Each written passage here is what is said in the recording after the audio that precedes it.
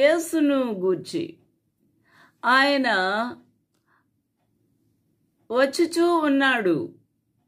ఇదిగో అంటే ఇప్పుడే అన్నట్టుగా ఇదిగో వచ్చుచూ ఉన్నాడు. అయితే ఎలా వచ్చుచూ ఉన్నాడు? ఏ వాహనం మీద వచ్చుచూ ఉన్నాడు అని మనము ఆలోచన చేస్తే రెండవ లైన్లో మేఘారూరుడై అనగా మేఘాల మీద ఆయన మేఘవాహనుడై ఆ ప్రభు రాబోతూ ఉన్నాడు. మేఘారూరుడై వచ్చుచున్నాడు.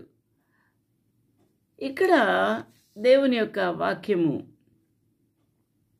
ఎంత అద్భుతంగా ఉంది అని ఆలోచన చేసినప్పుడు దానియేలు కూడా ఒక దర్శనం వచ్చినప్పుడు ఆ దర్శనములో ఆకాశ మేఘారూరుడై మనుష్య కుమారుని పోలిన ఒకడు వచ్చి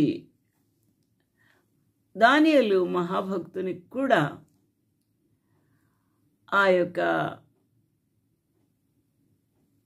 అద్భుతమైన దర్శనము చూసి ఉన్నాడు. ఆయన రాత్రి దర్శనము చూస్తూ ఉన్నాడు.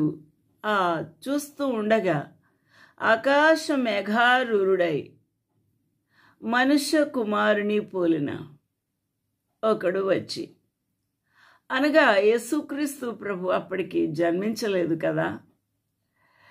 ఈ యొక్క దానియేలు పాత నిబంధన కాలములో ఆ యొక్క